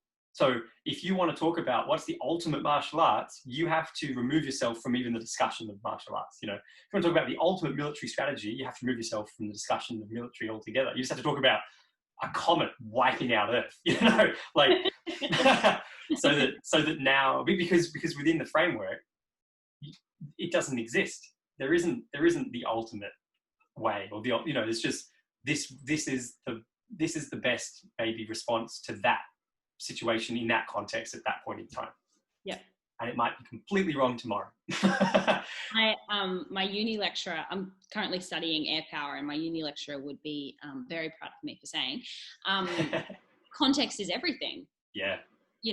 This is a question, and the context is like, the student isn't at the level to understand the question that they are asking. Exactly. Yeah. Or the question that they could be asking. Yes. Not necessarily the question that they are asking. And so if I've completely lost my train of thought. Well, no, it's that idea that the question is wrong. Yeah. And that the very asking of the question gives away the level of understanding of the person who's making the request. Yeah. So I think there's a line that really sums it up. It was a line from a philosopher, Alan Watts, in the 1960s and 70s, American philosopher. And he tells a little line, a one-liner.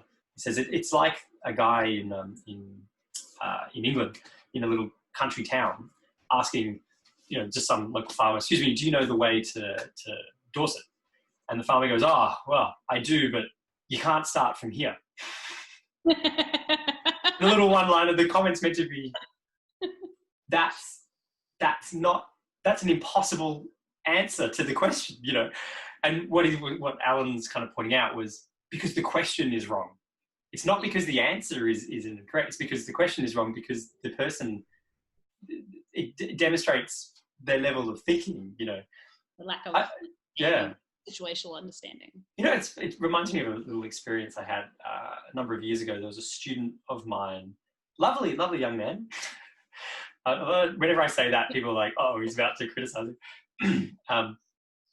He's a lovely young guy. He's probably in his, maybe he's 20 now. So this was a couple of years ago. And he trained with me for years, from when he was a young teenager. And it was a class, I've recounted this with my students, it was a class where I go into quite a great deal of discussion with my students about their public image from the perspective of their own safety. I say, you cannot, we don't live in the world of 400 years ago where you can ride downtown and decapitate the people who don't bow to you. Like, you are being filmed, on a literal sense and on a figurative sense. You're being recorded. Even if it's actual legitimate self-defense, if the angle of the security camera isn't in your favor, doesn't show the initial punch from the other person, guess who's the culprit? Like your actual, the reality of your perspective situation becomes irrelevant when we say, okay, well, you're going to get pulled in front of the police to give your statement. If you get there second and the other person got there first and gives their statement, guess whose statement automatically, naturally carries a little bit more weight? You know, I was like that, and yeah, you can say it's unfair. You're like, that's great, but too bad. You just have to deal with that. And so I was giving this lecture to them about how important it is to make sure that and it sounds strange, the more they develop as martial artists, the less they need to look like martial artists. They should look like they just tripped over. They should look like it was all an accident, you know. One of my teachers used to say, ojitsu, like old man technique. Should just be like, I just stumbled and the guy broke his nose. I don't even know how that happened. And everyone around says, oh, that poor old man got attacked by that thug. Meanwhile, the thug's the one unconscious on the ground, you know. And the police come and take the poor old man and get him a cup of tea, you know. It's like those are they have to be involved in the decision making. And the young athletic brute who thinks it's about winning fails at that, you know, and gets themselves in hot water. And so in that chat, I'd said to this group, and this young student was in the group, I said, make no mistake, like I'm a lovely individual, but there's a very specific reason why I make a concerted effort to go out of my way to dress in rainbow clothes, I wear my, you know, lovely rainbow scarf down the road, and very friendly. I said it's twofold. It's because I really enjoy relationships and I like making relationships and forming friendships, and I'm highly aware that if anything happened and I was pulled up in court to be questioned, although now if they listen to this video, damn, you know, my students could, it's like this, that everyone goes, oh no, Dom couldn't hurt a fly, lovely, you know, I've never met a more lovely individual. I said, don't get me wrong, don't think that I'm a victim of kindness. It's a strategic decision. And he was shocked. He was like, he even said to me, I can't believe you'd be so manipulative and you lie. I said, no, you misunderstood. Yeah. I didn't say that was the goal. I said that was just one of the considerations, you know.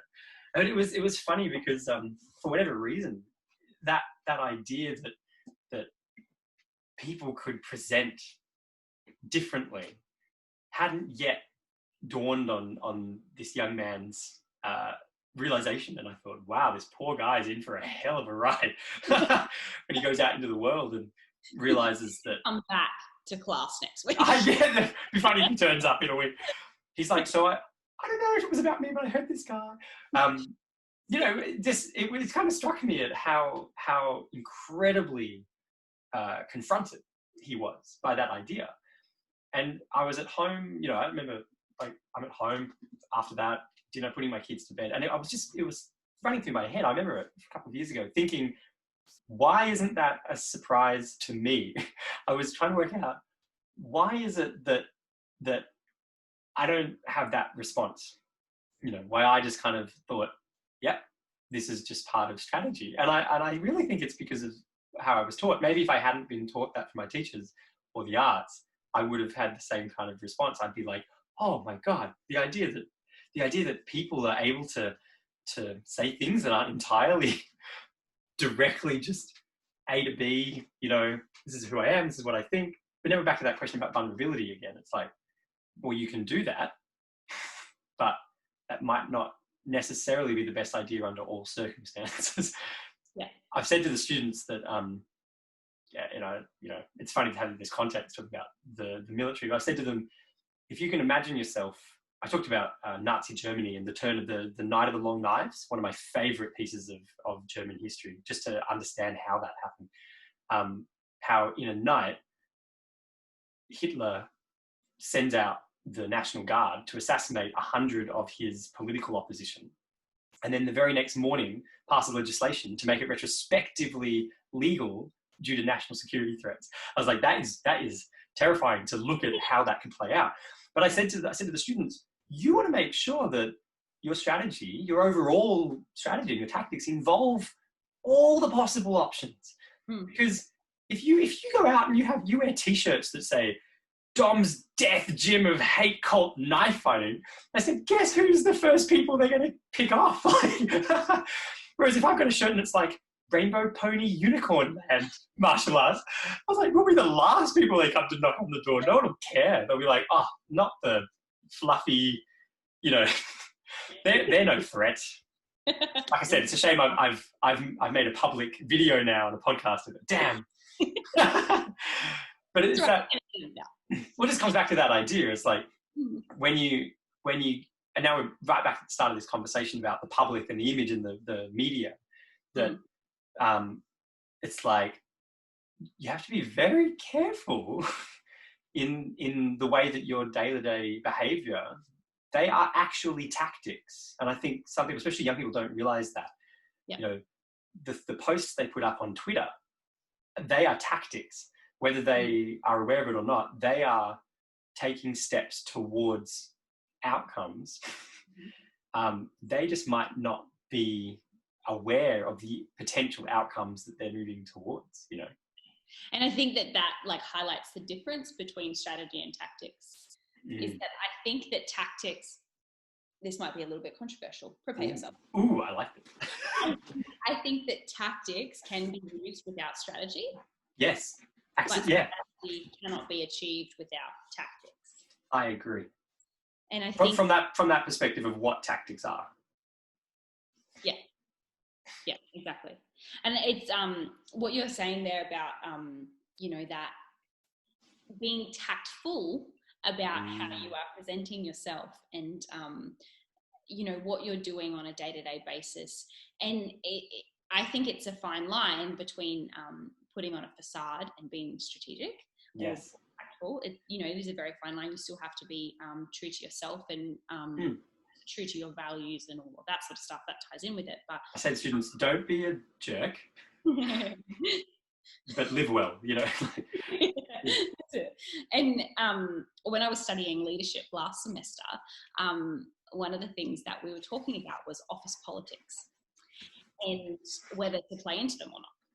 And, you know, from a leadership perspective, as whether it's smart to play into them or not. And one of the interesting things, when we, you know, we write our forum posts in response to the question. Yep. I don't play into office politics. Like, how dare you, not like Jenny. You know, in a much more eloquent way again. Yeah.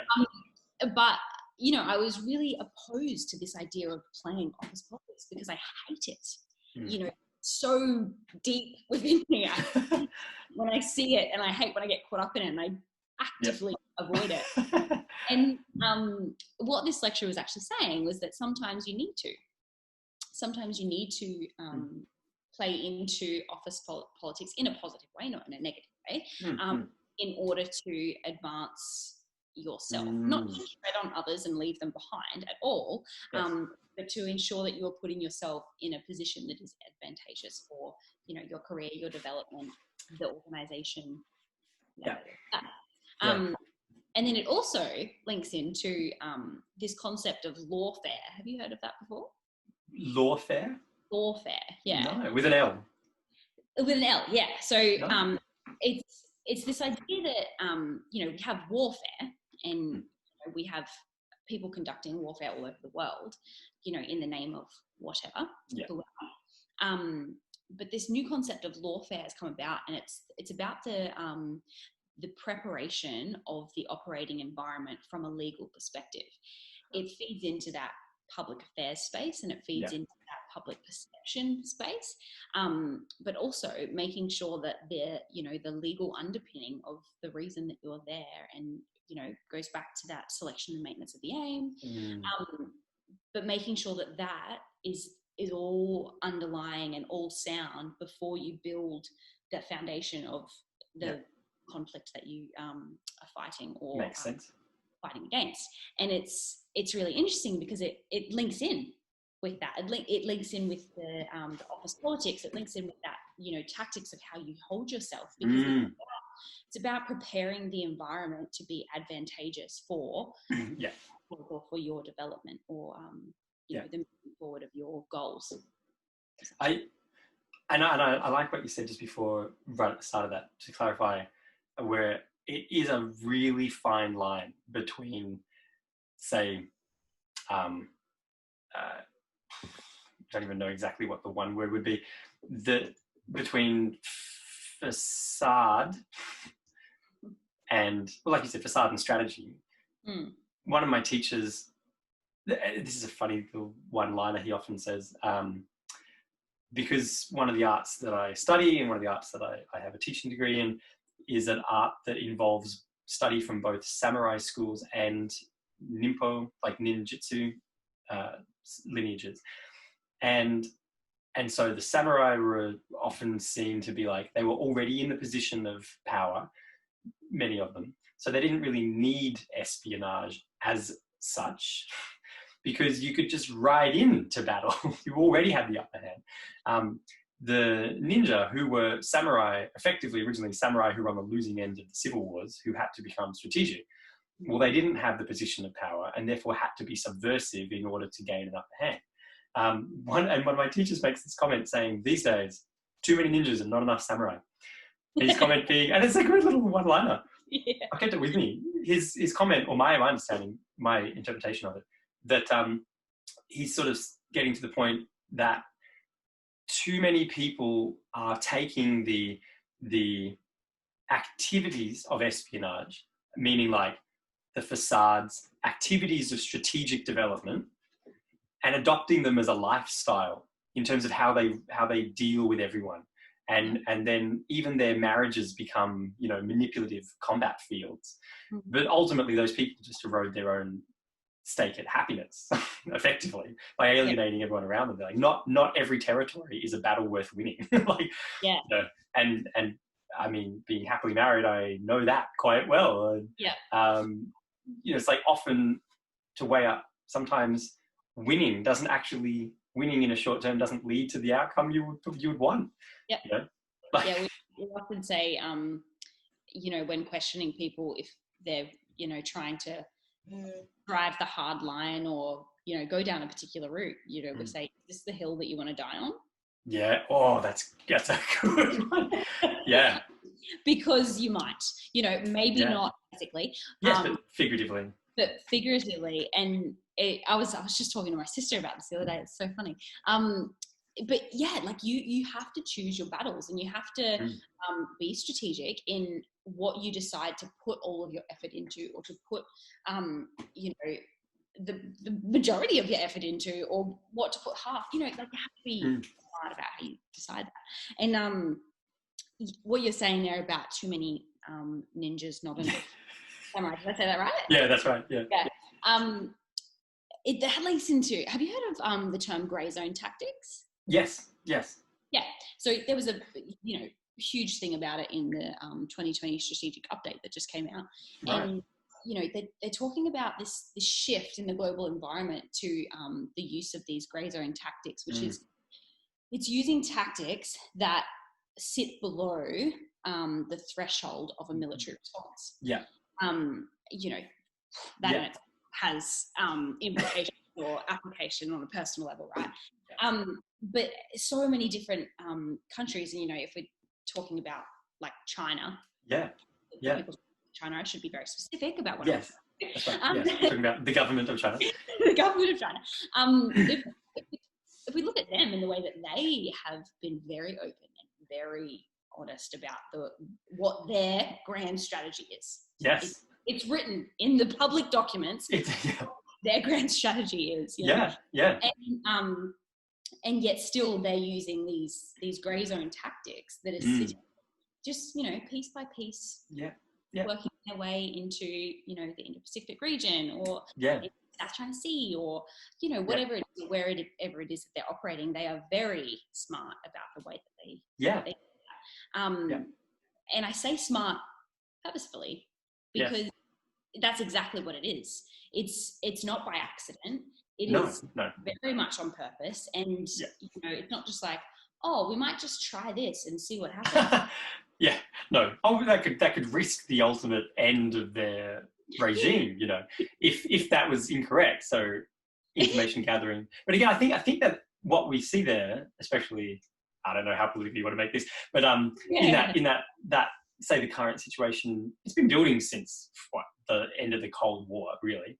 That, or whether it ever ended, that the People's Republic of China, they are not the samurai riding into battle. They're not the ones in the automatic position of power. Yep. And so they have to be subversive in order to advance their own aims. And whether or not, now I'm not saying that that's good or bad. I'm just saying, well, it makes sense. Yeah. It makes total sense that America don't have to do that on a subversive level at this point in time, because they hold the position that they hold. But things could change around. I mean, if in some fantasy world where China was the dominant power, I could imagine a scenario where, because that strategy would no longer be required, and it requires a lot of effort, that's a lot of effort to be across, to have a finger in every pie. That's wow. If that was no longer really necessary, like when the samurai families became the ruling heads of a particular region, maybe within a generation or so, a lot of the necessity for espionage tactics kind of just falls by the wayside, and they become less and less skilled at it. And more, that we talked about before, they become more and more committed to just maybe a brute-handed approach, which ultimately becomes their undoing, because that becomes where they're vulnerable. And then some other group, become the subversive ones. And so what I see is a constant cycling of that relationship.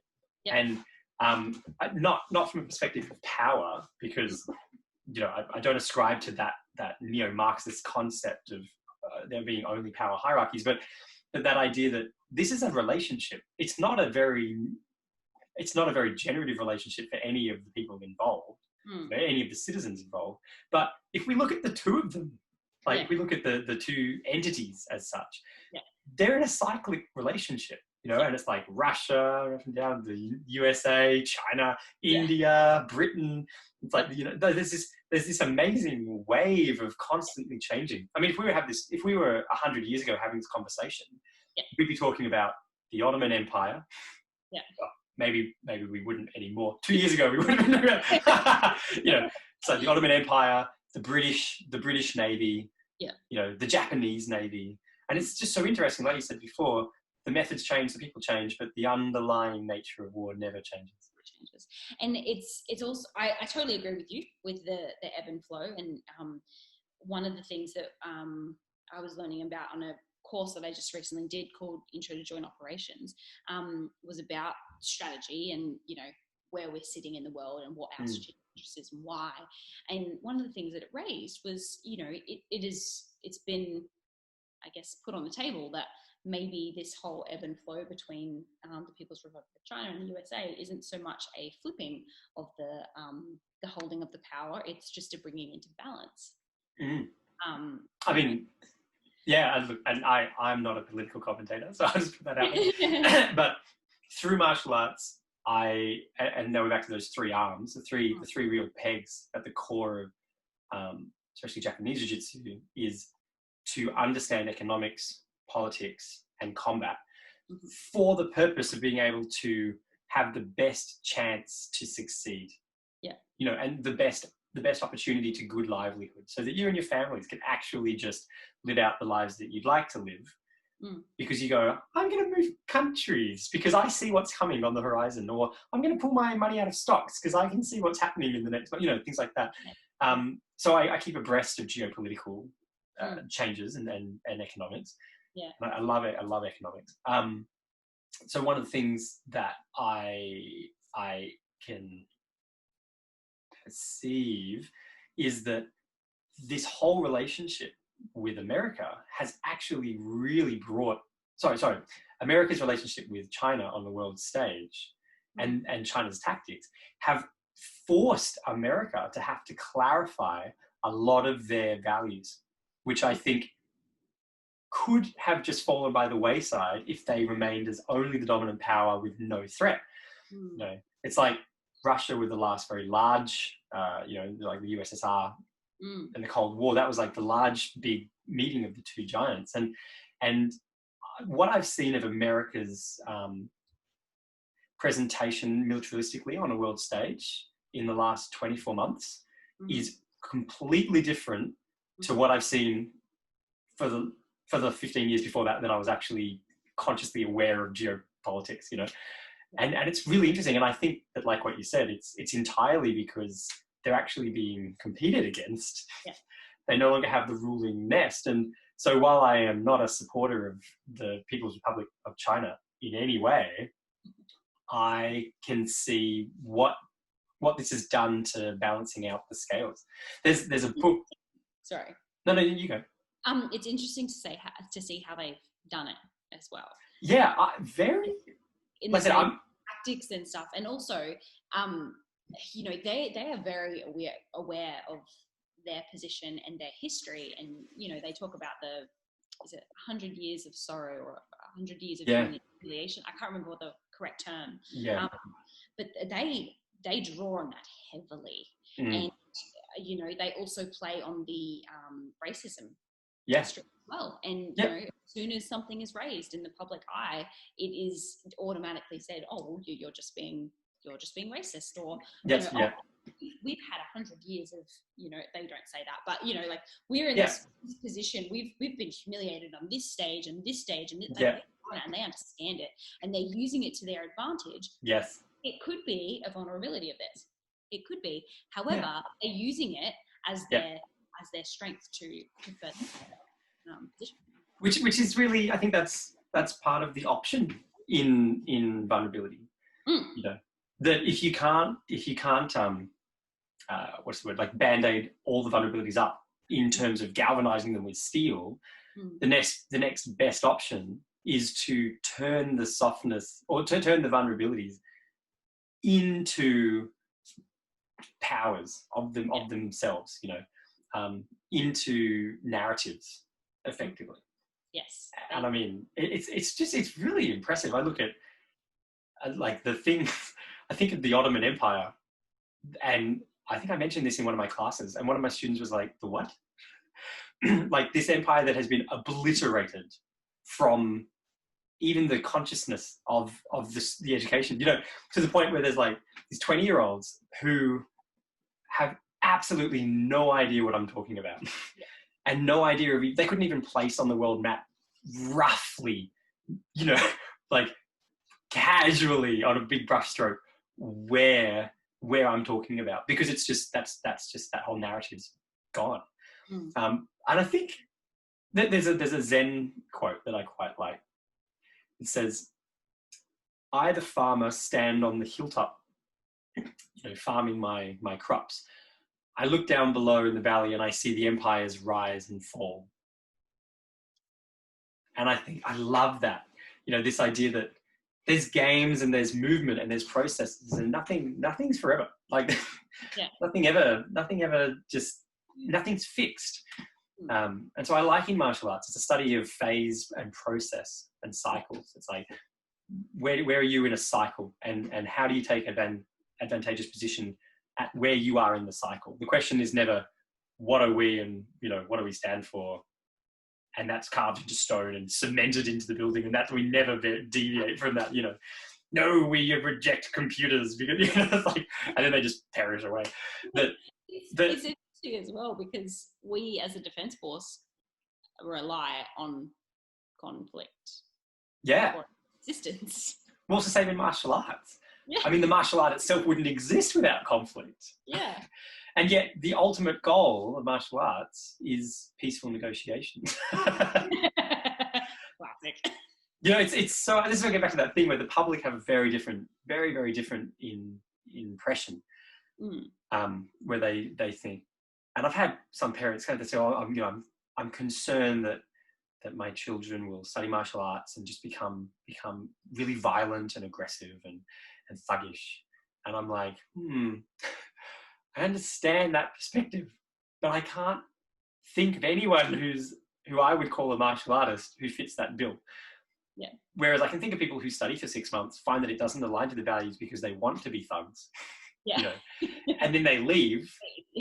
But I draw a distinction. I'm like, they're not martial artists. Those are just people who like fighting. Don't confuse the two. I suppose it's the same. It's like, don't confuse the public, not to confuse not to confuse the defense of the Australian values and the Australian way of life, Yes. even if people might want to contend what that actually entails. It's like there's still a very vague framework we can all probably agree on that. It's really nice that I can take my kids to school and we're not being, machine gunned down the street. Like, that's cool. How can I contribute towards that continuing so that my grandchildren have the same experience? There's probably a vague brushstroke of personal gentleness. Yeah. But like, not to confuse that process with certain bad actors who might. That's the thing is that, we are there as, back to what we were talking about at the start about those arms of national power. Yes. So, the information and economic and diplomatic and military, we're just one of those. We're just one of the options that the government has to further itself or to achieve its strategic objectives. And often it should be the last resort. Yes. Because, they should be looking for a diplomatic solution, or they should be looking for an information or an economic solution before they resort to, state-sanctioned violence, which is essentially what it is. But having said that, linking back to the effects-based approach that I was talking about earlier on, we, the effect that we want to create is never the destruction of something. Yes, it's the creation of something new or stable. In the process of achieving that effect, things may be destroyed, but the end state is never destruction. The end state is to further ourselves and to maintain our objectives. I think in terms of like engaging in conversation and dialogue, I have infinite time for any kind of dialogical engagement around that, even if it's like someone holds a completely different particular view or opinion or idea or value system. But if we can engage our discussion about what is it you hope to build, like what is it that what are the changes you want to bring about? What are the actual applications of that? Which covers most everyone has that. And the only particular area that I think I just don't have any time for is someone's perspective where that's not part of the discussion. It's only destroy. There isn't actually a goal to develop anything. And I think, well, now you've shown your real motivations. You don't care about something. You just feel resentment or whatever it is, and I think, you're the kind of people, you don't last long in martial arts, because like you said at the start, you're not willing to put in the time. You're not willing to put the years into developing that because you have to tolerate the fact that you don't get to become the cherry on top and, pull the puppet strings. And if you look back at history and you look back at, whether it's a country's history or an individual's history, if you look back, those are where you find fault. Where there isn't that care or that even analysis of what you want to create or what you want to achieve. That is where they fall down. Absolutely. They may achieve at one point, but ultimately, they do not, succeed in the end game. And I mean, if we look through history, as much as the facts and the evidence are looking through, modern human history, say the last 10,000 years, there is a lot of examples. There are buckets of examples of massively failed civilizations and societies, economically, militaristically, and even just basic infrastructure. And it seems like what you just said rings true, that part of the reason for that are that those entities lost focus on where they were actually wanted to go. And it just either became about maintenance into the ground, just maintain the current thing into oblivion until there's no one left to benefit from it. Or things got twisted along the way and it was no longer about moving towards something. It was just about getting away from something else. Exactly. Always a great conversation with you, Elle. So as a wrap-up question, one final one. Yep. And I'll make sure it's not as like 2 hour long deep, just so people will actually listen to the podcast. They've made it this far. In your involvement with the military, with the Air Force, this is looping back to my initial questions about how that has shaped your character. Do you think that you could actually pinpoint or list, even in like vague terms, what the actual aspects of your character were or are that have been changed by your involvement in your study? Yeah. I think that whilst prior to getting into, or prior to starting my career, I was similar to how I am now in terms of, my character and the values that I hold and all that sort of stuff. I was similar. But what has solidified for me in the learning about, an effects-based approach or having an end state or a grand strategy or tactics, it's shaped me into a person that can define my end state. It's allowed me to define my goals, and whether that is in career or family or friendship or life in general. It's taught me that there is value in defining that, because it gives you something to move towards, something to focus your energy on. So I think that that's probably the biggest thing. And, goal setting is a massive part of that, I think. Very specific goals, but also broad goals and what I want life to look like at age 55. When I retire and 31. But it's also, in giving me that idea of what I want in my life, what strategy I want to, have in my life. It's also allowed me to be driven towards that. So not just to, have this airy-fairy idea of head in the clouds, this is what I'm going to achieve, but, be driven towards that because I can see and I can visualize the steps that it's going to take me to get there, the tactics that I need to use to get to that, position. And that's definitely helped. And I think as well, like in developing that strategy, I've spoken a lot about this effects-based approach. It's like my favorite thing to think about and write about at the moment, but it's having an effects-based approach in your life. Yeah. What is the thing that I want to achieve? And then how do I get there? I'm just going to do this, and then I'm going to do this, and plodding along with life, day by day, but actually having an effect or an outcome. Yeah. Beautiful. Any final things to add? This has been great. Oh, great.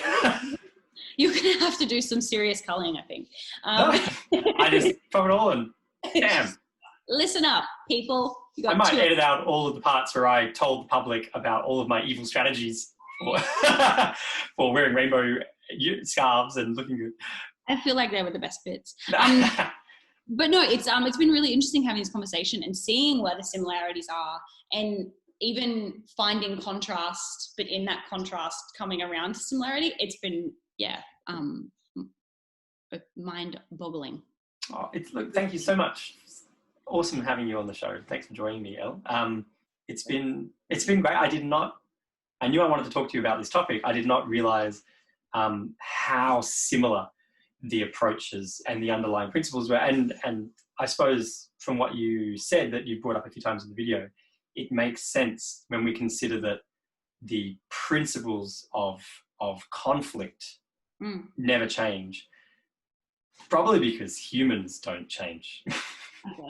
Exactly. And that the principles of conflict won't change unless one day drastically humans were to actually alter on a fundamental level. But I don't think that either of us will be around to see that. Thank goodness. Yeah, I know, right? Yeah, that's a whole other. Good luck with that in 2,000 years. Yeah. No, I totally agree. It's really interesting, and it's good to see those the similarities. And war does not change, just looks different. There you go. All right, that'll wrap it up for us here in the podcast. Thank you very much, Ellen. And Hoshinden students, join me next week for continuation of online content and classes. Keep an eye out for any updates on the Facebook page, and I hope that you guys have a good weekend. All the best.